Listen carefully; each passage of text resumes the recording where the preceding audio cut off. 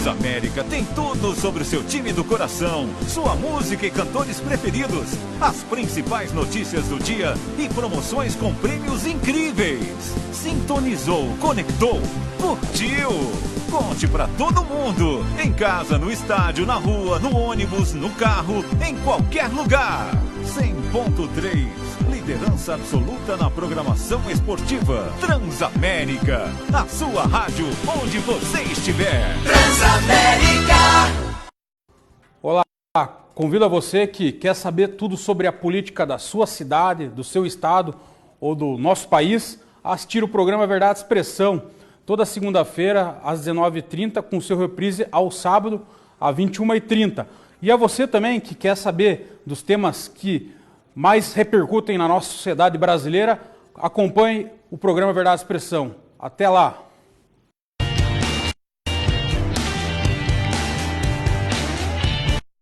Olá, estamos ao vivo com mais um programa Verdade e Expressão, diretamente dos estúdios da TV Transamérica, canal 59. Você pode nos acompanhar e também pelas nossas redes sociais, o Facebook, o YouTube e o Instagram. E também pelo nosso site, verdadeexpressão.com.br. Você pode participar conosco tanto pelas redes sociais como também pelo nosso WhatsApp, que vai aparecer aí na tela o número 41 99613 3677. Dando sequência às entrevistas com os deputados estaduais do Paraná, recebo aqui hoje o jovem deputado estadual do PTB, do tradicional PTB, Tião Medeiros, que também é advogado. Boa noite, Tião Medeiros, uma honra recebê-lo aqui no programa. Boa noite, Rafael. Obrigado pelo convite, pela oportunidade, a você, a TV Transamérica. E a alegria é minha estar aqui hoje, bater um papo, contar um pouco da nossa história, a caminhada, como é que aconteceu. Você que é de Paranavaí, conterrâneo aí da minha avó, gostaria que você falasse então um pouco sobre você. Você é advogado, já atuou como assessor na Assembleia Legislativa do Paraná, coordenou juridicamente a CCJ e em 2011 se tornou chefe de gabinete da Casa Civil. Em 2012 assumiu a chefia de gabinete da Superintendência dos Portos de Paranaguá e Antonina.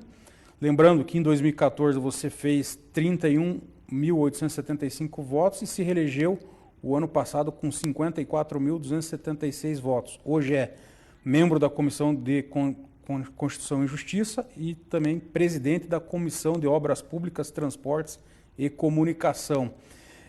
Como que foi esse início de carreira na advocacia e essa, digamos, ida para a política? Como que ocorreu toda essa trajetória aí? Bom, eu sou natural de Paranavaí, como você falou, e inclusive tem familiares lá, fiquei muito feliz de saber. E eu vim fazer o terceirão aqui, como tantos jovens do interior que vêm para Curitiba, né? Fiz o terceirão, acabei fazendo vestibular, passei na faculdade, fiz direito aqui na Unicuritiba. E ainda, a época era ali no centro, perto da Praça Osório, depois que migrou lá para o prédio novo da Rua Chile. E aí, durante a faculdade ainda, eu comecei a trabalhar como estagiário na Assembleia. Houve uma prova de seleção, eu passei e eu fui contratado como estagiário da CCJ. Comissão de Constituição e Justiça havia feito esse processo seletivo para montar uma equipe de estagiários para dar suporte jurídico aos advogados que ali atuavam no apoio legislativo, também nessa verificação de legalidade, constitucionalidade, e eu comecei a trabalhar ali. Foi o meu primeiro contato de verdade com a política, né? E aí, quando você passa a conviver, a conhecer um pouco mais, também despertar mais interesse. É difícil você gostar daquilo que não conhece. Então, quando passa a conhecer, você começa a criar naturalmente os seus interesses, despertar esse lado que eu não conhecia, de vivenciar a administração pública, a vida pública e o mandato parlamentar. Então, eu tive essa oportunidade de testemunhar isso ali através do trabalho de estagiário na CCJ. Foi então que eu me formei, no ano de 2007, e o então deputado Durval Amaral, que era o presidente da Comissão de Justiça à época, me convidou para trabalhar com ele. Tive o privilégio então de ser o seu advogado ali na CCJ e coordenar as equipes de estagiários e suceder o trabalho do advogado que ali estava e passei então a advogar para ele, passei a ampliar a atividade, ou iniciar melhor uma atividade advocatícia, também no interior, atender prefeitos, atender vereadores, atender os agentes políticos, né, no seu contexto político, administrativo, também eleitoral. Então eu passei a ter contato com o meio. Foi assim que eu nasci para o ambiente político, como um advogado, né? Bom, no ano de 2010, houve a eleição, o deputado Durval havia sido reeleito, o então governador Beto Richa foi eleito, pela primeira vez governador, e o Durval foi chefe da Casa Civil. E eu fui com ele para lá e ele me convidou para ser, então, seu chefe de gabinete. Uma experiência muito interessante na minha vida, muito positiva, propositiva, porque ali, Rafael, eu tive a oportunidade de conhecer, mais do que fisicamente, todos os cantos do estado do Paraná, conhecer as estruturas administrativas, de quem é o estado do Paraná. A gente se lembra sempre da Copel e da Sanepar. São as empresas mais proeminentes, mais relevantes, que estão aí em contato com o dia a dia da população, a água e a luz, mas o Estado tem aí mais de 30 empresas da administração indireta, vinculadas a elas e a outras entidades, enfim. Então eu pude conhecer o que faz cada uma dessas empresas. Então na Casa Civil eu tive uma experiência muito valiosa de entender quem é o Estado do Paraná, administrativamente. Isso foi muito importante para mim. No ano de 2012, no mês de março de 2012, o Durval foi eleito conselheiro do Tribunal de Contas. Seguiu para o Tribunal de Contas, onde permanece até hoje como conselheiro. E um grande amigo meu, o Luiz Henrique Dividino, assumiu naquele momento, naquela oportunidade, a administração dos portos de Paranaguá e Antonina. Ele me convidou, junto com o governador Beto Richa, à época, e me disse assim: você tem uma grande missão de ir a Paranaguá, nos ajudar a acabar com as famosas ações trabalhistas que sangravam o porto por anos. E assim aconteceu ao longo de pelo menos 20 anos. O porto pagava uma enxurrada. Então existia ali uma indústria, né, de ações trabalhistas e era tudo construído para que aquilo viesse a acontecer. Portanto, eu fui com essa missão. E, de fato, foi uma experiência também nova na minha vida, muito diferente. Me mudei a Paranaguá por um período, depois passei a descer e subir todos os dias. E eu, então, Rafael, tentei entender a natureza do problema, como isso começou. Acabamos sendo o primeiro porto do Brasil a mudar a lei de autarquia para empresa pública, pondo um fim, uma pá de cal, de uma vez por todas, ao problema das ações trabalhistas. Fizemos um plano de demissão incentivada, alcançamos os objetivos e as metas que haviam sido estipulados pelo governador à época. Fomos bem-sucedidos no propósito, né? O porto passou por uma transformação muito grande. No ano de 2014 eu saí, então, voltei para Paranavaí, para a região noroeste, minha cidade natal, para poder construir a minha candidatura a deputado estadual pela primeira vez. Fui muito bem recebido, fui muito bem recepcionado, muito bem visto pela região. O deputado da região era o Antônio Terucato, que foi candidato a federal, e eu aproveitei essa lacuna e fui com ele, então, na dobrada, e fui candidato a deputado estadual. E foi, assim, muito bem sucedido. Como você lembrou, eu fiz 31.875 votos, com muita dificuldade, um a um, mão na mão, olho no olho, um trabalho, assim, incansável de visitar cidade a cidade, de conhecer realmente a realidade, que muitos municípios eu já conhecia, porém alguns outros ainda não, com tanta profundidade. Então essa andança toda me valeu muito, me deu muita experiência e muito conhecimento das dificuldades de cada município, mas não de ouvir falar de longe, de vivenciar cada um desses municípios. E aí eu tive essa felicidade de me eleger, corri o primeiro mandato, voou o primeiro mandato assim, de uma forma impressionante. E agora, no ano passado, em 2018, eu concorri à reeleição e fui também muito bem sucedido, fiquei muito feliz, estou muito feliz com isso, numa eleição muito difícil, adversa, de troca, de mudança, de renovação. Embora eu já tenha sido eleito a primeira vez nessa onda da mudança, da renovação, ela intensificou muito mais agora, em 2018, mas eu consegui crescer, fui reeleito com 54.276 votos, prioritariamente ali no Noroeste também, né? Foi muito muito sólido ali naquela região noroeste. E aí eu voltei para a Assembleia para mais um mandato, Rafael. Acho que, de maneira bem sintética, essa é a história, esse é o caminho que eu trilhei. É um pouco diferente daquele caminho tradicional, vereador, prefeito, candidato a deputado estadual, mas um caminho também muito interessante, que me rendeu aí muito conhecimento, muitas experiências positivas, que me deram a oportunidade de chegar aqui hoje. Agora, você falou bastante da sua formação acadêmica, sempre na parte jurídica, no estágio, daí depois como advogado. E gostaria que você comentasse, porque eu vi recentemente que você ajudou a organizar, participou de um curso de gestão pública lá na sua região.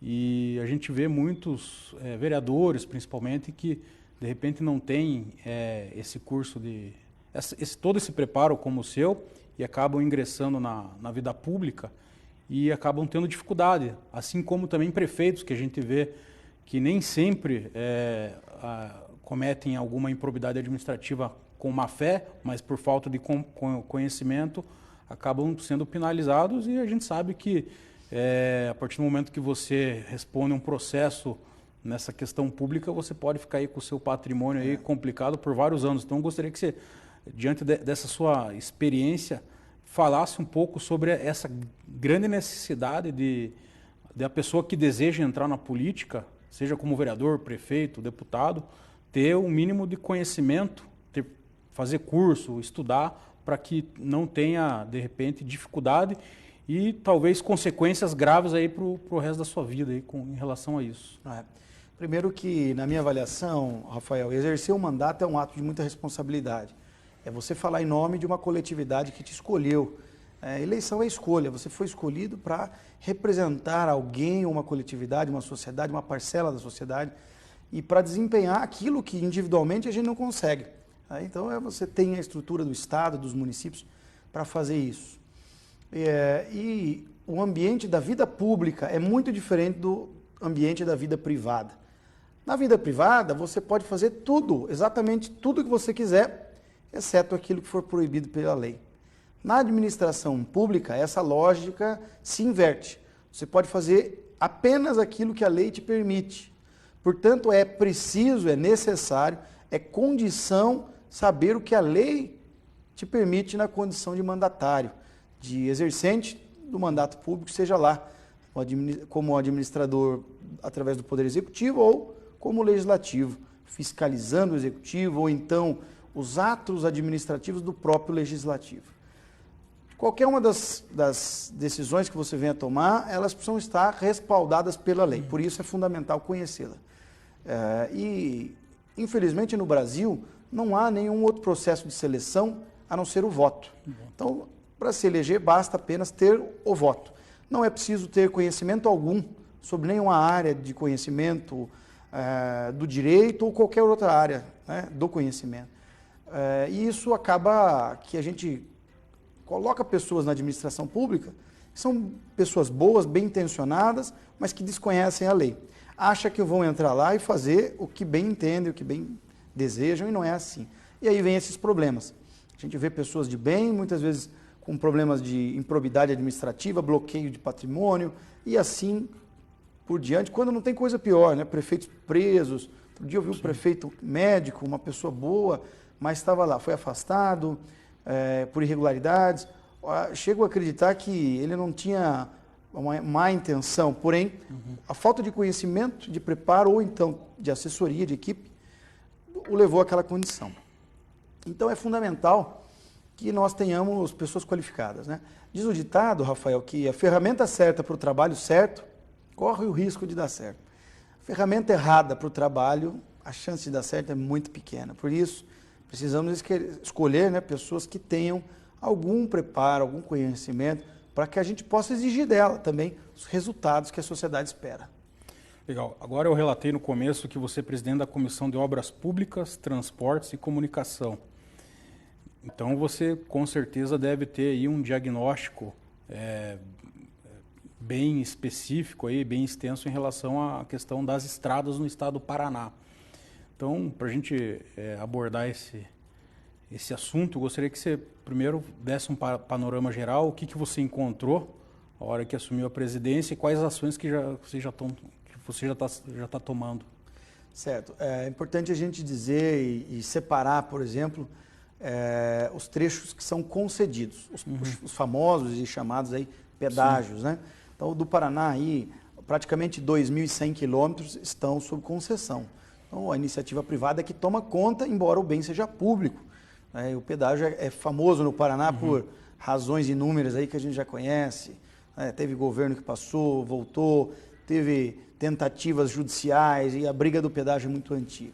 Então, uma coisa são os trechos concessionados, concedidos para iniciativa privada. Outros 500 são os trechos que o Estado administra, que são as chamadas PRs, as rodovias estaduais. E o Estado herdou uma série de condições. Então, o governo atual herdou contratos do governo passado, que muitos estavam judicializados, porque uma empresa briga com a outra, disputa o lote, impugna a licitação. Sim. Então, havia sido feita uma grande licitação de vários lotes, um valor muito grande no governo anterior, 2 bilhões de reais, e houve muita briga na justiça. Então, o cidadão que está lá em São Pedro do Paraná, no extremo noroeste, ele não sabe, também nem tem nada com isso. O Estado tem que entregar para ele a rodovia recapeada, em condições de trafegar, é esse o propósito. Então, os trechos que estão sob condições, sobre contratos do Estado, tiveram aí um atraso muito grande de pelo menos 2 anos por contas de brigas judiciais das empresas que venceram os lotes. Passado isso, com o início desse governo, do governador Ratinho, ele suspendeu os pagamentos. Então, já não bastasse as brigas, os contratos que estavam regularizados ficaram suspensos. E sem receber, ninguém toca a obra. Sem receber, ninguém faz obra em lugar nenhum desse país. E no Paraná não é diferente. Então, até que os contratos tivessem sido regularizados e retomados, os chamados reequilíbrios dos contratos, passou-se quase 1 ano. Agora que eles foram retomados. Então, as brigas e a suspensão dos pagamentos até o fim dos reequilíbrios, esses fatores somados fizeram com que alguns trechos estivessem aí por mais de 2 anos sem manutenção. Na prática, os buracos tomaram conta. Apareceram, aquilo que era um pequeno problema passou a ser um grande problema. Eu acompanho vários trechos do estado, né? PR-092, o trecho da 445, o extremo noroeste tem as piores malhas do Paraná, e não é porque eu sou do noroeste, mas é porque tem realmente os piores trechos. Talvez a rodovia Branco Mendes, que segue de Colorado até sentido estado de São Paulo, passando ali por Santa Fé, Santo Inácio, sentido Presidente Prudente, seja um dos piores trechos do Paraná. Ainda padece de manutenção, só que agora os contratos foram regularizados, retomaram os pagamentos. Então, hoje eu já vejo um horizonte bem melhor do que até poucos dias atrás, mas ainda vai depender de muita obra, de muito serviço, então vai levar algum tempo para que o Estado tenha aí uma condição regular das rodovias estaduais.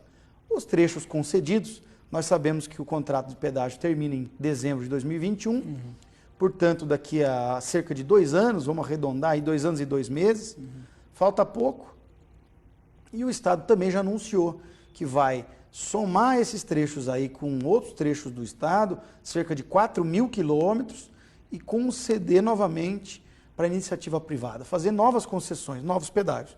Óbvio que, numa modelagem diferente, numa outra proposta, os trechos que já têm obras de duplicação, que não fazem jus para novas obras, vão ter só conservação e melhoria, um outro nível de cobrança, um pedágio muito mais barato, muito mais acessível, muito mais justo, que é o que todo mundo espera. Chegou uma pergunta aqui, o pessoal de Almirante Tamandaré pergunta sobre, você deve conhecer já, a rodovia dos minérios, Sim. que volta e meia sempre tem acidente lá. E é uma questão que eu tenho acompanhado, porque tem muita demanda dessa região. O pessoal manda perguntas aqui, tem uma briga na justiça ainda, que me parece que a Odebrecht conseguiu vencer na justiça a construtora Triunfo, não lembro, Triunfo. A pergunta veio aqui, eles querem saber como que está, se você tem informação de como que está o desenrolar disso, se tem alguma previsão ou não. Sim, a licitação foi vencida pela Odebrecht. É uma obra de quase 100 milhões de reais, talvez um pouco mais de 100 milhões, em 5,5 km na primeira etapa. Importante que se diga que os trechos vão sendo licitados por etapas, mas o primeiro trecho são 5,2 km, se não me falha a memória, é isso. E que o secretário Sandro Alex já deu a ordem de serviço. A empresa já estava mobilizando, preparando o seu canteiro de obras para começar. Vão ser vários viadutos, trincheiras, muita obra em concreto armado. Então é uma obra belíssima, uma obra muito importante, muito esperada. A Almirante Tamandaré pode ficar descansada que nos próximos dias já vai estar vendo obra acontecer aí.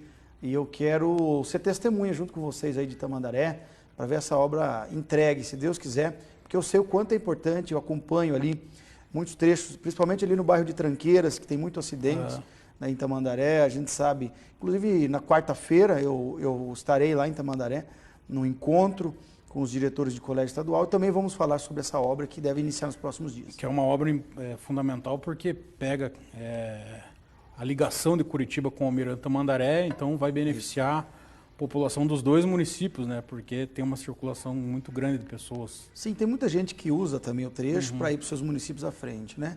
Então, acaba alcançando também outros municípios da região metropolitana. Por exemplo, Rio Branco. Exatamente, Rio Branco, isso.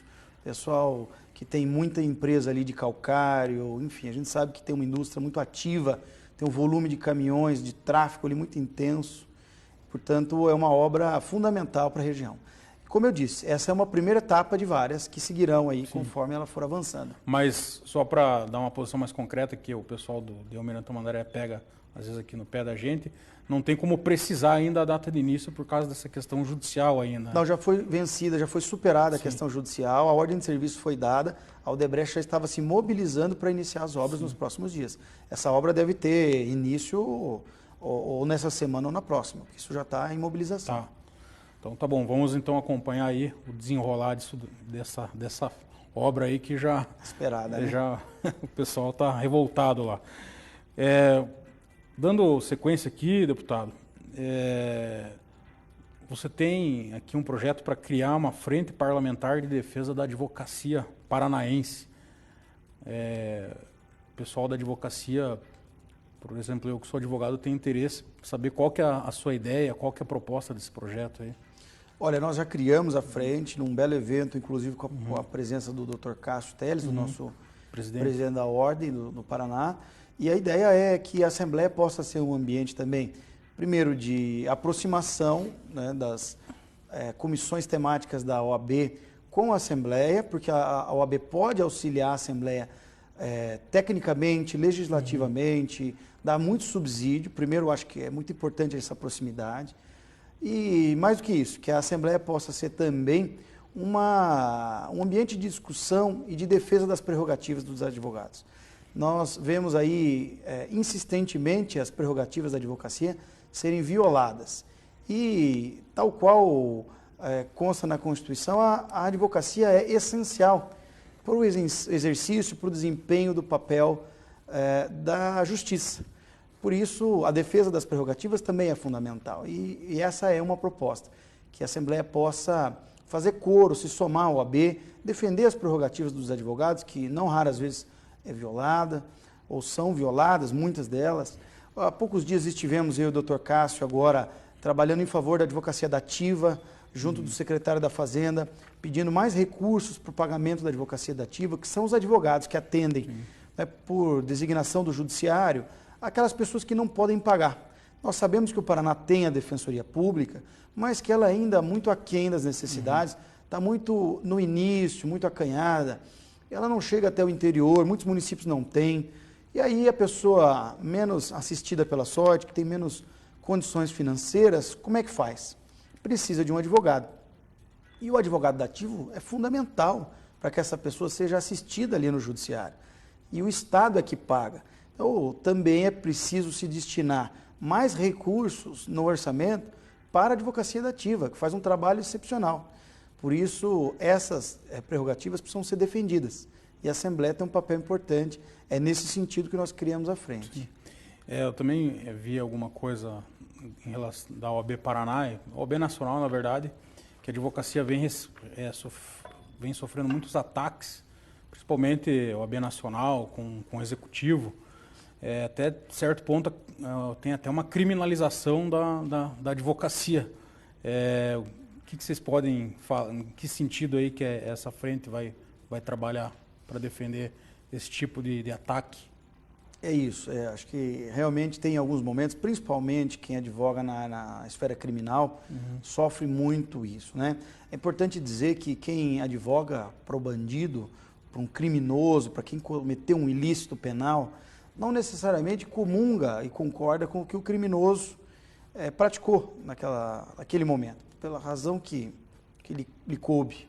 Mas é preciso que ele tenha assegurado o direito de ter um julgamento justo, um julgamento equilibrado, para que ele tenha uma progressão de regime como manda a lei.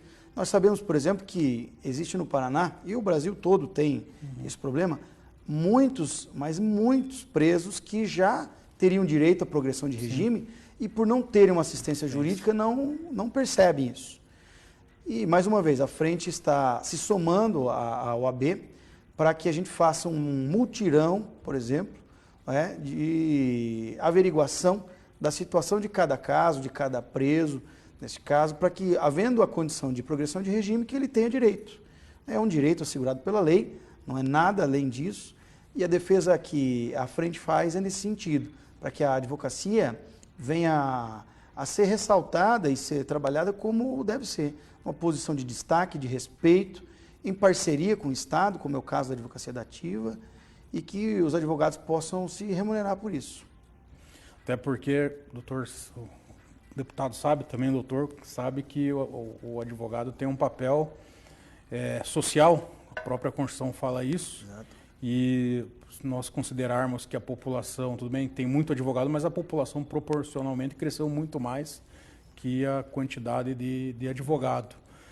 Nesse sentido, até que eu perguntei para todos os deputados, e especialmente para o deputado aqui, sobre essa polêmica envolvendo a questão da prisão em segunda instância. Gostaria que você desse a sua opinião. Veja que o texto constitucional é muito claro em dizer que o réu só será preso quando transitado em julgado. Portanto, a prisão em segunda instância é, do ponto de vista jurídico, um absurdo, uma forçação de barra no entendimento de uma norma que quis ali alcançar um apelo social. A sociedade queria uma resposta efetiva, rápida, dinâmica, e infelizmente o processo criminal, como o processo civil, muitas vezes ele é lento e tem uma velocidade incompatível com os anseios da sociedade. Por isso, no meu entendimento, o judiciário acabou buscando um subterfúgio, uma maneira ali de atender o clamor social e prender o camarada que já tem uma decisão colegiada. A Constituição não fala isso. Então, como defensor, como jurista, eu entendo que é um absurdo, que é um equívoco jurídico permitir a prisão em segundo grau. Por outro lado, eu também entendo da onde nasceu essa compreensão de que um julgamento colegiado numa Câmara de um Tribunal de Justiça ou de um Tribunal Regional, como nos casos de crimes federais, já seria suficiente para levar o camarada, o criminoso, à prisão. Agora, é preciso respeitar a Constituição, O texto é claro, é dito lá, que ninguém será privado da liberdade até o trânsito em julgado. Portanto, do ponto de vista jurídico é um absurdo, mas o clamor social levou o judiciário, ao meu ver, a esse entendimento, que é um entendimento que, claro, eu respeito o judiciário, mas é um entendimento equivocado do ponto de vista do que diz o texto constitucional. Legal. Vamos para as notícias da semana com o jornalista Pedro Lima. Boa noite, Pedro Lima. Olá, Rafael. Boa noite a você. Boa noite ao nosso deputado Tião Medeiros. Vamos aos destaques da semana. A medida provisória que reformula os mais médicos é o destaque do plenário na primeira semana de novembro. O texto cria o programa Médicos pelo Brasil, com o objetivo de ampliar o atendimento em locais afastados ou com população de alta vulnerabilidade. O projeto de lei de conversão do senador Confúcio Moura, do MDB Rondônia, prevê a reincorporação ao programa, por mais 2 anos, dos cubanos que ficaram no Brasil. Poderão pedir a reincorporação aqueles que estavam em atuação no país no dia 13 de novembro de 2018 e permaneceram aqui após o rompimento do acordo entre Cuba e a Organização Pan-Americana da Saúde, que intermediou a vinda dos cubanos para o Brasil. O outro assunto em destaque é atiradores e caçadores. Quanto ao projeto de lei sobre porte e posse de armas, o relator deputado Alexandre Leite, do Democratas São Paulo, apresentará uma nova versão do texto que será restrita a regras para caçadores, atiradores e colecionadores de armas, conforme acordo entre a maior parte dos partidos na última quarta-feira, dia 30. Por fim, a parte sobre posse e porte de armas será analisada em uma outra proposta. Com informações da agência Senado e imagens de Walter Campanato e Pablo Valadares. É com você no estúdio, Rafael. Voltamos, obrigado Pedro Lima. Tem alguns projetos de lei que eu acho interessante destacar, que teve iniciativa sua. Falar agora aqui do mais recente, você comentar, que fala sobre critérios e diretrizes gerais do licenciamento ambiental no Paraná, que é um projeto relevante, porque estamos falando de meio ambiente, e meio ambiente hoje é uma das causas que mais se discute na nossa sociedade. É verdade. Rafael, primeiro eu adotei uma postura na Assembleia de apresentar poucos projetos, porém projetos que eu entendo importantes, que vão ter algum alcance na sociedade, que vão atingir de fato a população, vão mudar alguma coisa para melhor. Tem deputados que optam em apresentar quantidade e muitas matérias sem relevância. É óbvio que cada um tem o seu direito de apresentar e faz a sua escolha quando assume o mandato. Então eu fiz uma escolha de procurar trabalhar com muita qualidade nos assuntos que faço. Por isso esse foi um dos poucos projetos que eu apresentei esse ano. Mas é um projeto fundamental para o desenvolvimento do Paraná. E vou te dizer por quê. O licenciamento ambiental no Paraná é um desafio muito grande, é uma norma muito antiga, que tem ainda que se modernizar muito. Por isso eu fiz uma proposta e eu vou dizer basicamente as mudanças que têm mais significado. Cria a figura, por exemplo, do autolicenciamento. O que é isso? Você pode, em alguns casos, os casos estão determinados na lei, casos específicos, simples, você pode, por sua conta e risco, ir lá no site do IAP, emitir a sua licença, se comprometer a cumprir o que manda a lei, pagar a guia, recolher o seu imposto e sair com a sua própria licença. A figura do autolicenciamento não é prevista na lei hoje. Então, por exemplo, você faz um loteamento em qualquer município do estado do Paraná, e aí você compra um lote, você quer fazer a sua casa, quer construir a sua residência, o seu sonho, e aí, depois de ter sido feito o loteamento, licenciado, implantado, autorizado, quando você vai fazer a sua casa, você tem que ir lá no IAP pedir uma licença para construir. Mas se o loteamento já previu o número X de casas, de ligações elétricas, de ligações de água e de esgoto, qual é o sentido de eu ter que licenciar novamente a minha casa? Nenhuma razão. Não é inteligente. Essa é a burocracia burra do Brasil.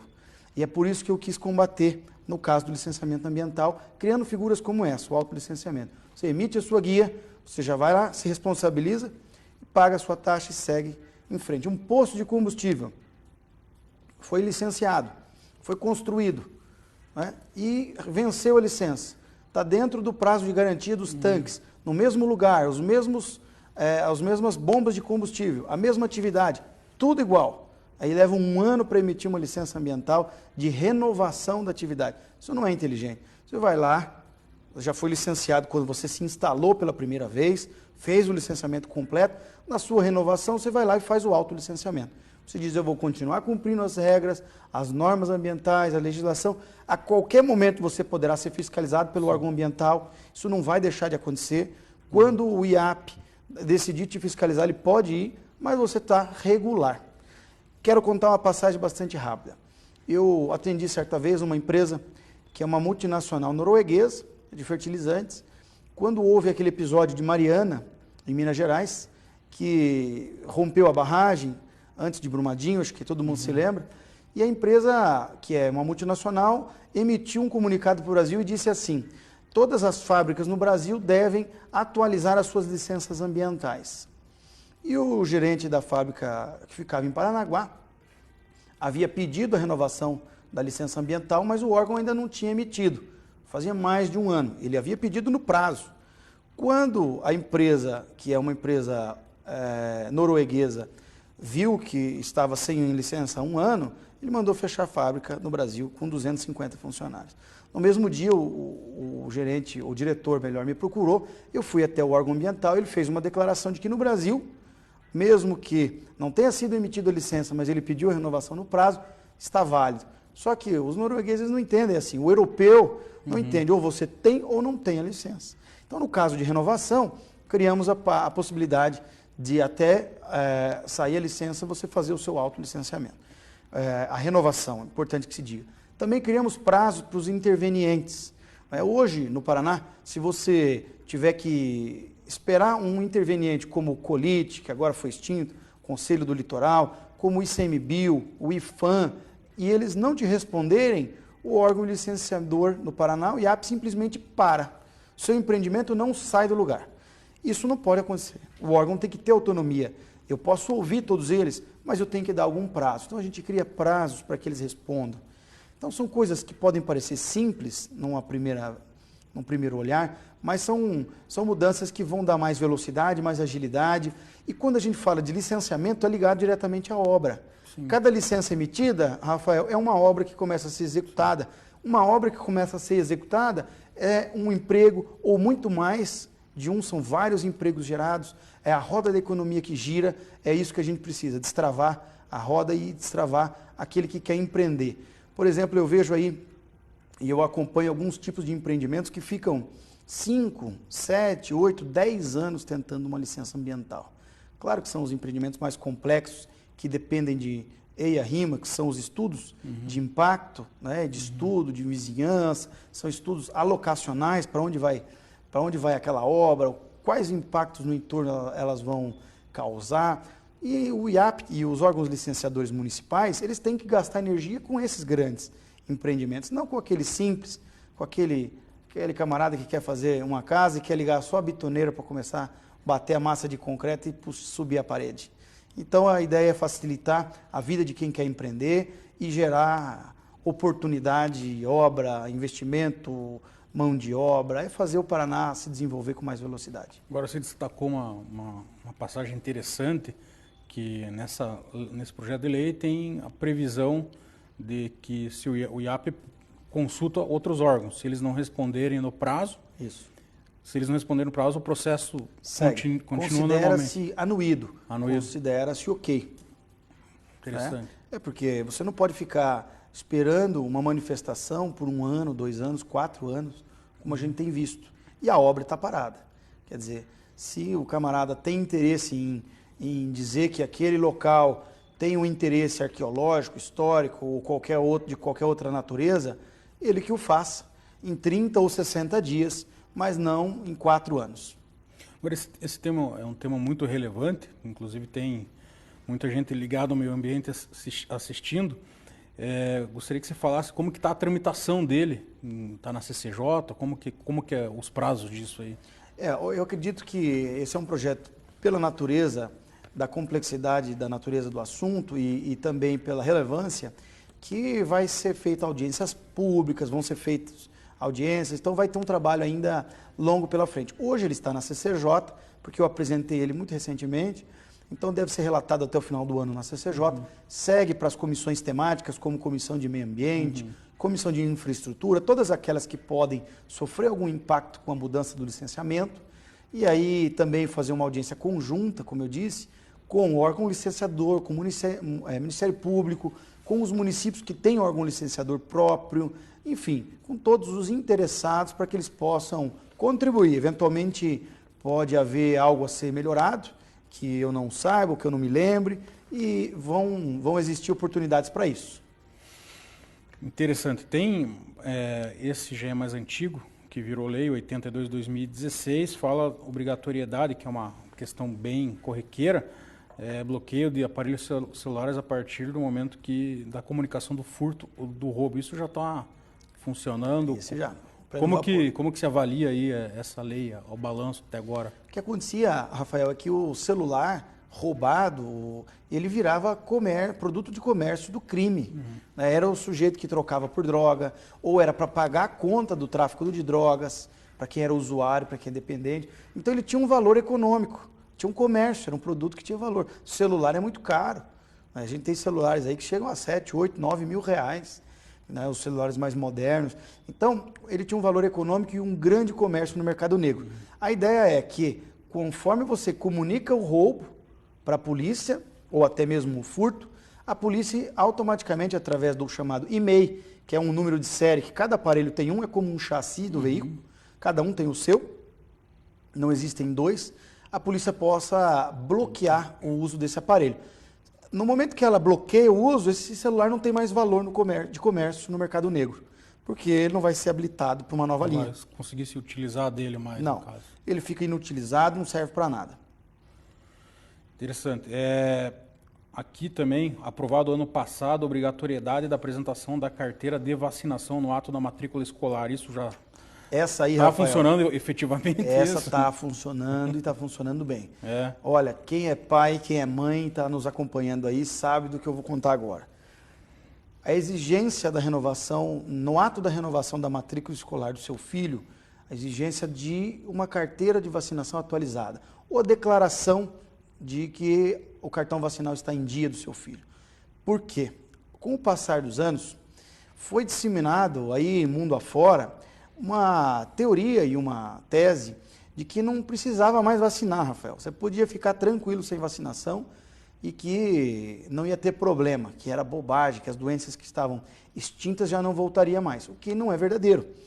Tal é que algumas doenças como o sarampo, a poliomielite e algumas outras voltaram, ressurgiram e estavam extintas, né? Porque o alcance vacinal da população diminuiu.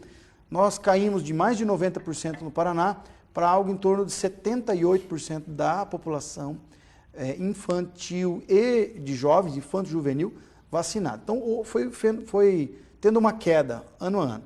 A ideia foi obrigar, porque essas crianças já têm obrigação por lei de irem às escolas, então que no ato da apresentação dos documentos também tivesse cartão vacinal. O que aconteceu na prática? Nós saímos de 78% para mais de 96% das crianças vacinadas no Paraná. Na prática, nós demos um salto de qualidade e em quantidade. Quer dizer, a gente protege a criança e o entorno, protege também a família e a coletividade, porque você tem uma população muito mais vacinada e, claro, muito mais segura, protegida. O outro tema que discutimos bastante semana passada aqui com o deputado Goura, que é o transporte público coletivo, principalmente na questão de Curitiba mesmo, o valor da tarifa, mas tem um projeto de lei que possibilita a gratuidade ou desconto em linhas coletivas intermunicipais aos idosos. Isso. Com idade igual ou superior a 60 anos. Teve também a autoria, junto com você, Jonas Guimarães, Felipe Francischini, Nereu Moura e Nelson Luerce. É isso mesmo. É importante que se diga assim, que tem que ter mais de 60 anos e baixa renda comprovada, né? Não é uma facilidade para quem tem o privilégio de chegar à terceira idade. Sim. Tem que ser para quem não pode pagar. A gente não pode privilegiar só pelo fato de ter mais idade, mas a gente precisa ter um olhar mais atento, mais humano, às pessoas que chegaram a essa idade da vida sem condições de pagar. Como eu disse, eu trabalhei em Paranaguá, Rafael, e eu, por inúmeras vezes, vi pessoas que precisavam vir a Curitiba fazer tratamento de saúde e não tinham dinheiro sequer para a passagem do ônibus. E isso é triste, tão perto de Curitiba e tão longe ao mesmo tempo. E assim como Curitiba, no interior, pessoas que moram próximas às cidades maiores, que são centros regionais de tratamento, e não podem ir. Paranavaí é um centro regional do Noroeste, assim como é Beltrão, como é Pato Branco, como é Foz do Iguaçu, como é Toledo, Cascavel, daqueles municípios menores do entorno. Essas cidades exercem um papel polo, de cidade polo, também na área da saúde. E os municípios vizinhos, as pessoas têm que ir até as cidades maiores para se tratar. E muitas vezes não conseguem sequer passar a passagem, pagar, ou melhor, o valor da passagem. Chegar a essa idade da vida sem ter condições de pagar ao menos a passagem é muito difícil. Então também tem esse aspecto.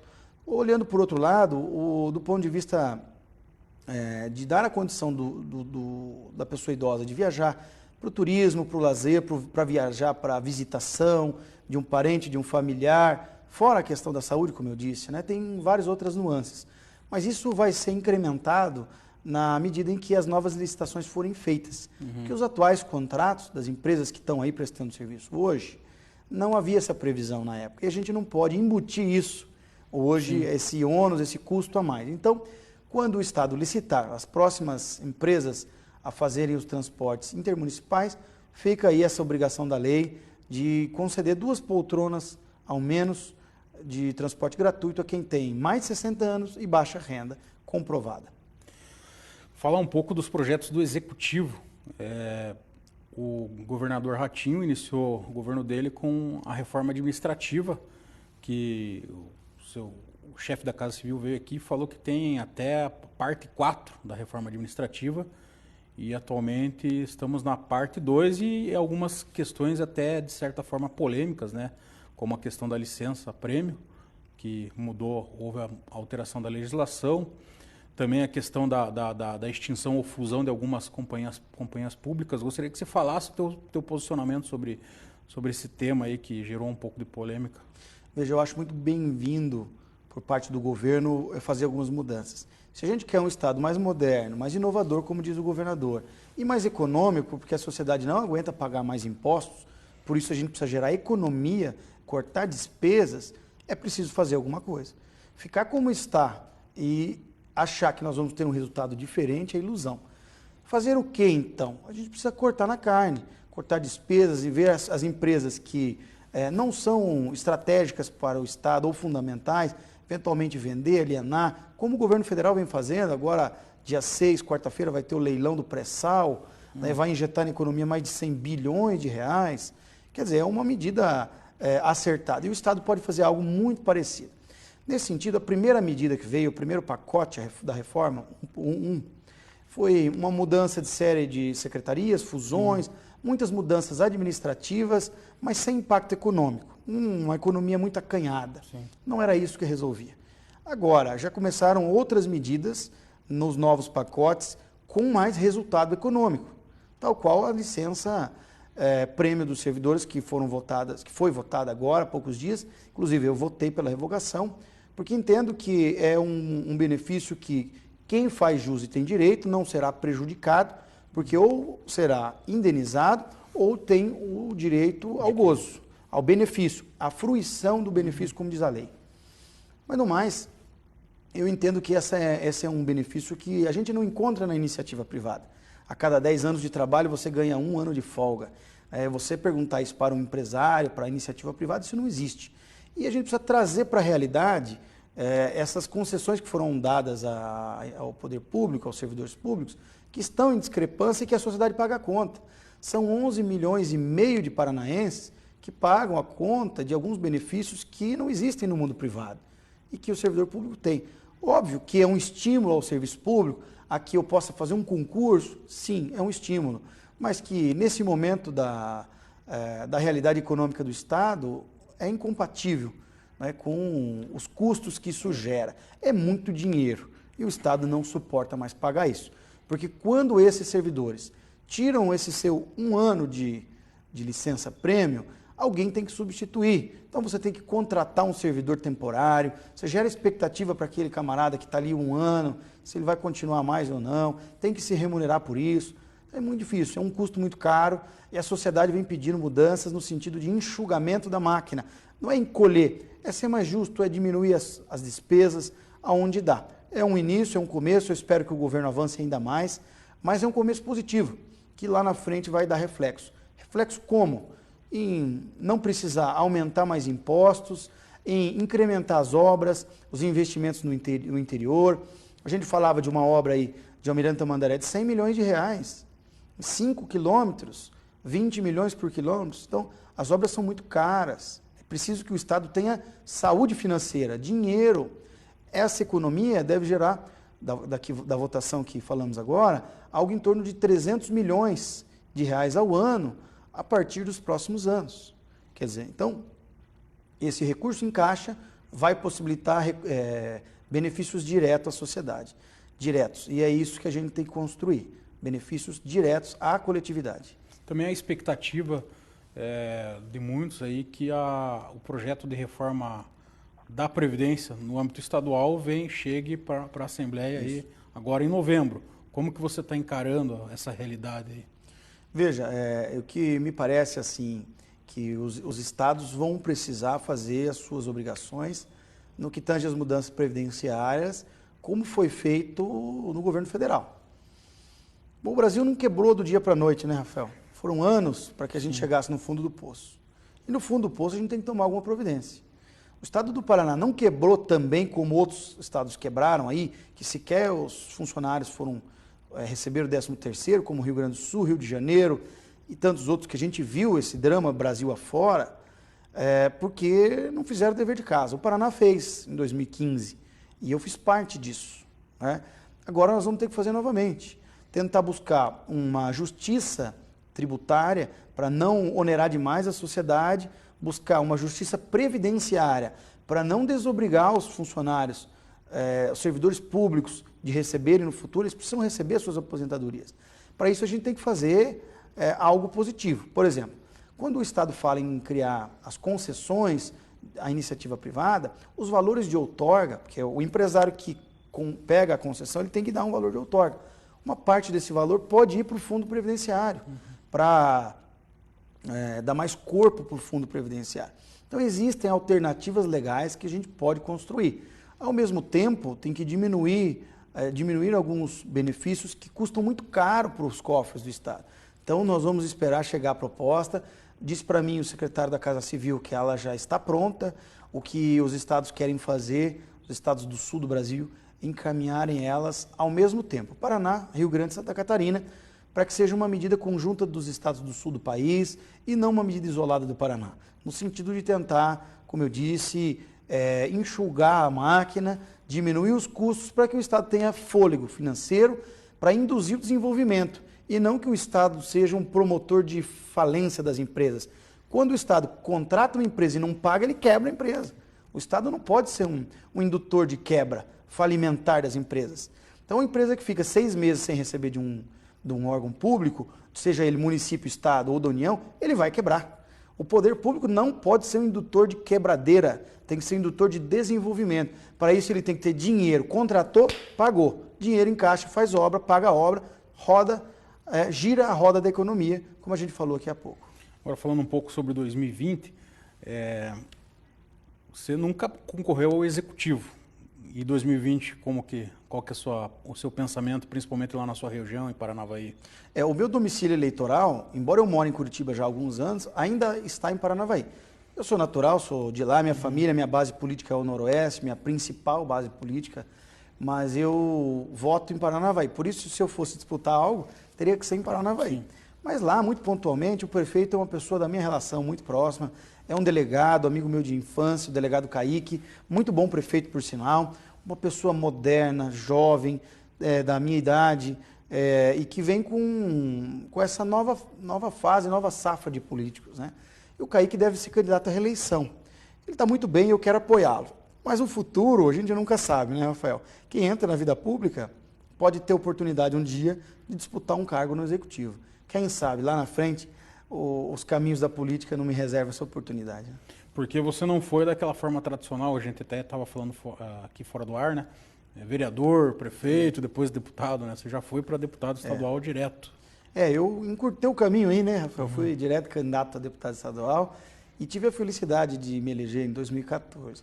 E não existe um caminho certo, existem vários caminhos, né, para atravessar o rio. Diz que a ligação mais perto de 2 caminhos, de 2 pontos, aliás, é uma reta, mas nem sempre é o único caminho, né? Então eu trilhei um caminho um pouquinho diferente, fui pelo Executivo aqui, tive experiências positivas, voltei para o interior, mas eu tinha muita ligação com os prefeitos, com os vereadores, com o Noroeste, e por isso eu me elegi a primeira vez. E a reeleição já foi fruto de muito trabalho. A reeleição já é a confirmação, porque o primeiro voto vem na expectativa de mudança, um voto de confiança, um voto de aposta em você para que faça algo que não foi feito ainda, ou que faça melhor do que veio antes. Agora, a reeleição não, já é a confirmação do teu trabalho, porque você tem 4 anos de história para contar e para mostrar se fez ou não alguma coisa. Então, eu acho que um dia eu posso ser candidato ao executivo, se assim Deus permitir. Para a gente finalizar aqui, tem um projeto de lei seu, ao menos é uma ideia de criação de região metropolitana em Paranavaí. Você podia falar um pouco disso? Esse foi um projeto que eu apresentei no mandato passado, mas que eu acabei retirando ele porque a legislação federal que tratava das regiões metropolitanas era o Estatuto das Cidades. Ele foi substituído pelo Estatuto das Metrópoles, o nome também mudou. E as regras também mudaram. E aí, pelas regras da lei federal, a minha proposta à época ficou prejudicada. Hoje exige-se para criar região metropolitana o que é chamado de conurbação, que é o encontro físico das cidades. Quando a gente vê uma cidade se misturar com a outra, quando a gente já não sabe mais onde começa uma e termina a outra. Essa conurbação, esse encontro físico, ele é o primeiro requisito para se apresentar uma região metropolitana. Em Paranavaí, embora seja uma cidade que está crescendo bastante, ela ainda não se encontrou fisicamente com as demais, com as próximas. Ainda está próximo, 7, 8 quilômetros de uma, 10 quilômetros da outra, 20 da outra, e assim vai. Mas ainda não tem os requisitos que a lei federal exige. Também tem outras exigências, que é a criação do conselho gestor, que tem que ser remunerado, enfim, ficou prejudicado o meu projeto. Mas eu gostaria muito de ver um dia Paranavaí se tornar região metropolitana.